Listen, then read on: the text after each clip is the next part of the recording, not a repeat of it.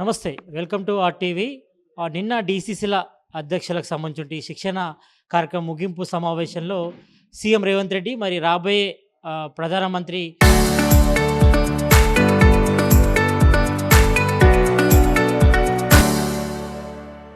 రాహుల్ గాంధీ అంటూ కూడా ఒక కామెంట్ చేశారు. మరి దీన్ని కూడా రాహుల్ గాంధీ ఏకీభవించారు. మరి ఇదే విషయంపై కూడా ఒకవైపు చర్చ నడుస్తుంటే ఇటు బీజేపీ కిషన్ రెడ్డి కేంద్ర మంత్రి కిషన్ రెడ్డి మాత్రం మరి ఆర్ఆర్ ట్యాక్స్ వసూలు చేయడానికే రాహుల్ గాంధీ వచ్చారు. మరి ఇక్కడ హామీల అమలు మాత్రం అటకెక్కినాయి అంటూ కూడా హాట్ కామెంట్ చేశారు. మరి ఇదే విషయంపై మనతో మాట్లాడేందుకు ఎంపీ మల్రావి గారు ఉన్నారు. వాళ్ళతో మాట్లాడదాం. అన్న, నిన్న మీరు చూస్తూ ఉంటారు, నిన్న డీసీసీల సంబంధించిన అధ్యక్షుల ముగింపు సమావేశంలో కూడా సీఎం రేవంత్ రెడ్డి మరి రాహుల్ గాంధీ ప్రధాని కావాలంటూ కూడా ఒక కామెంట్ చేశారు. మరి దాన్ని కూడా రాహుల్ గాంధీ ఏకీభవించారు. కానీ ఎక్కడ చూసుకున్నా కూడా దాదాపు 13 రాష్ట్రాల్లో బీజేపీ గవర్నమెంట్ ఉంది.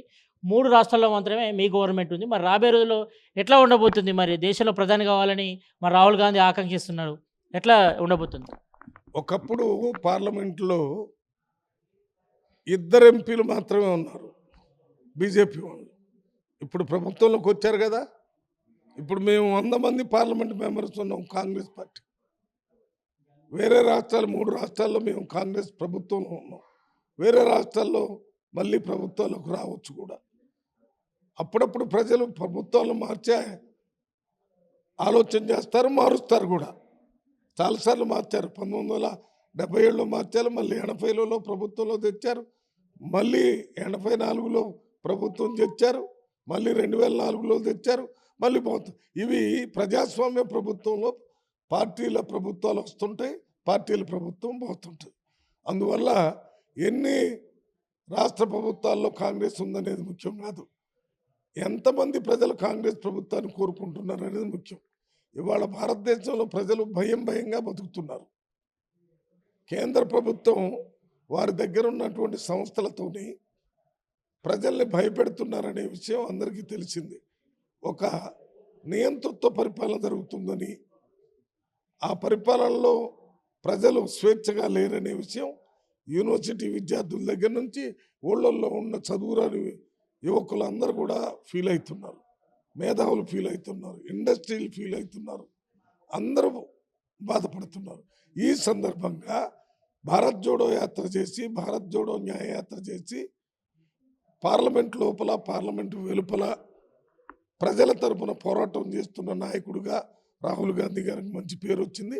కాంగ్రెస్ పార్టీ రేపు వచ్చే ఎన్నికల తర్వాత అభ్యర్థిగా, ప్రధానమంత్రి అభ్యర్థిగా రాహుల్ గాంధీ గారు ఉండాలని విషయాన్ని రేవంత్ రెడ్డి గారు నిన్న పబ్లిక్ మీటింగ్లో మాట్లాడటం జరిగింది.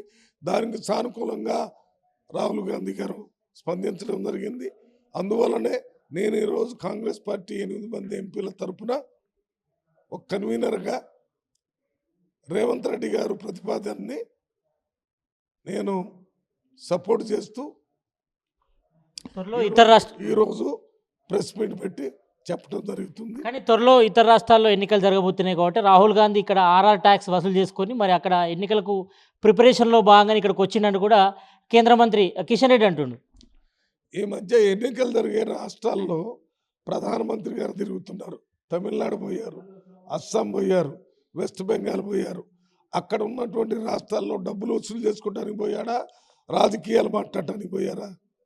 ప్రధానమంత్రి గారు అక్కడ డబ్బులు వసూలు చేసుకోవడానికి పోయింది నిజం కాదని నేను అనుకుంటున్నాను.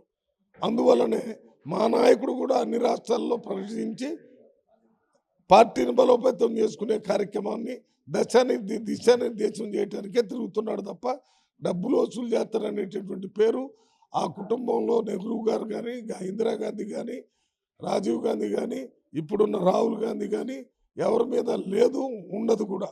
అంత త్యాగశీలురు, అంత నీతిమంతులు. తెలంగాణలో కాంగ్రెస్ గవర్నమెంట్ రావడం కోసం ఇటు 6 గ్యారెంటీలకు సంబంధించి హామీ ఇచ్చారు. తర్వాత 420 హామీలు ఇవ్వడం జరిగింది.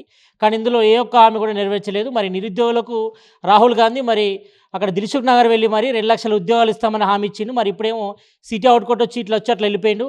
మరి నిరుద్యోగులకు ఇచ్చిన హామీ ఏంటంటే కూడా నిరుద్యోగులు అంటున్నారు 2 లక్షల ఉద్యోగాలు ఏమంటున్నారు? దానికి సమాధానం?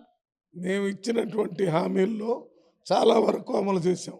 మహిళలకి ఉచిత బస్ సర్వీస్ కానీ, 2 లక్షల అప్పు రైతులకి మాఫీ చేయటం కానీ, 70,000 మందికి నిరుద్యోగులకు ఉద్యోగాలు ఇవ్వటం, పబ్లిక్ సర్వీస్ కమిషన్ కానీ 200 యూనిట్ కరెంట్ ఫ్రీగా ఇవ్వటం కానీ 500 రూపాయల గ్యాస్ సిలిండర్ ఇవ్వటం కానీ ఇందిరమ్మ ఇండ్లు ఇవ్వటం కానీ చేసాం.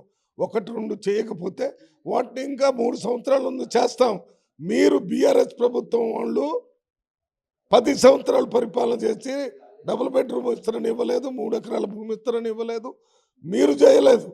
మేము చెప్పినట్లో చాలా వరకు అమలు చేసి వాటిని చేయడానికి కావలసిన ఆర్థిక వనరులు వనగూర్చుకొని చేయడానికి ప్రయత్నం చేస్తున్నాం.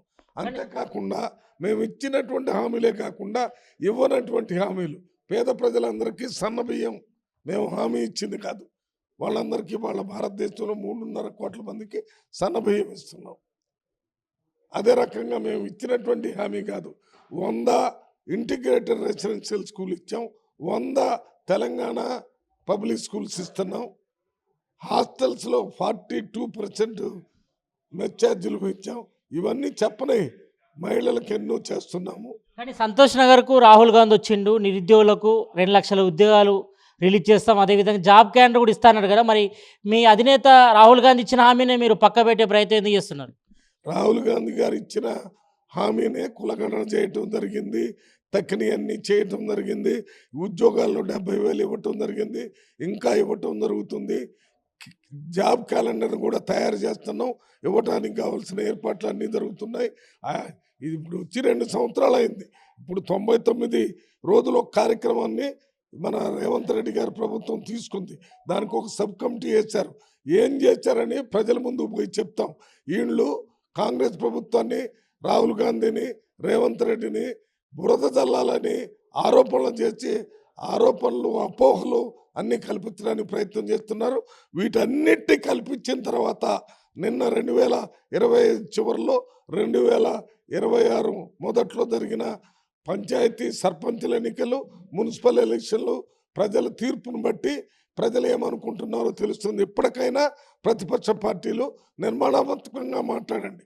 ఏమన్నా ప్రజలకు మేలు జరిగాయి మాట్లాడితే వాటిని మేము పనిచేస్తూ పోతాం. ఈ ఖమ్మం భూదాన్ భూముల విషయంలో మరి పొంగులేటి శ్రీనివాసరెడ్డికి మరి అక్రమంగా ప్రజల భూములను లాక్కొని ప్రయత్నం చేస్తుండు. మరి ఆల్రెడీ ఇల్లు కట్టుకున్న వాళ్ళు ఎందుకు కూల్చారు? మరి వాళ్ళకి ఏమైనా పట్టాలు ఇవ్వచ్చు కదా. గతంలో రేవంత్ రెడ్డి చెప్పిండు భూదాన్ భూముల విషయంలో ఏమైనా లిటిగేషన్ ఉంటే వాళ్ళకి పట్టాలు ఇస్తామని. మీరు ఇప్పుడు గవర్నమెంట్ వచ్చిన తర్వాత ఎందుకు అక్కడ ఇల్లు కూల్చారు?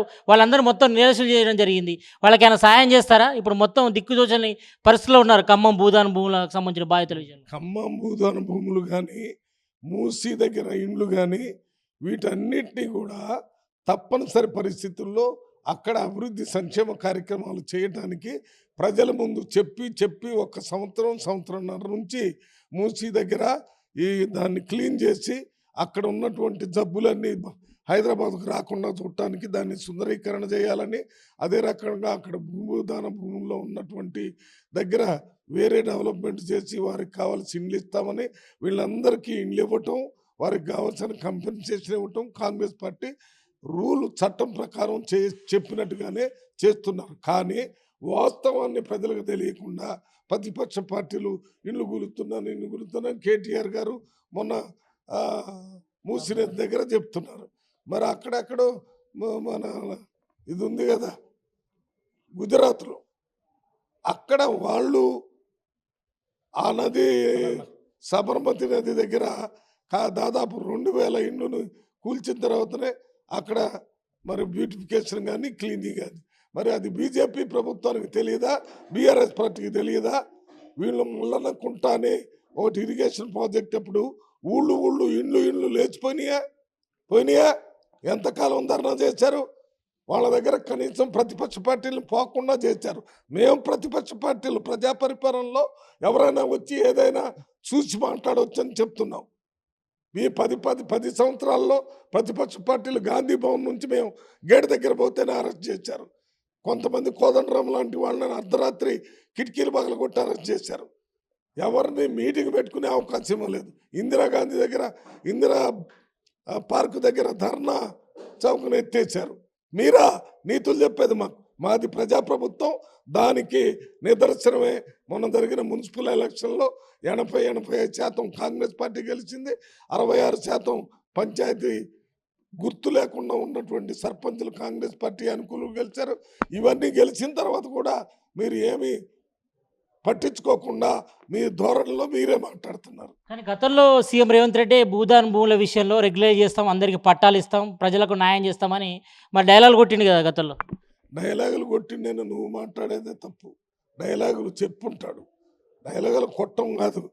ఇవి కాకుండా చాలా విషయాలు చెప్పాడు. ఇందిరా మిల్లు ఇస్తారని చెప్పాడు, అదే రకంగా రైతులకు 2 లక్షల మాఫీ అని చెప్పాడు, రైతు భరోసా ఇస్తారని చెప్పాడు, తర్వాత మహిళలకి వడ్డీ లేకుండా రుణాలు ఇస్తారు. ఇవన్నీ డైలాగులు కొట్టంగా డైలాగుల్లో ప్రజలకు అర్థమయ్యేటట్టు చెప్పాడు. ఇది కూడా చెప్పాడు. వీటి కూడా స్టడీ చేసి ఒకదాని తర్వాత ఒకటి చేస్తున్నారని చెప్తున్నాను.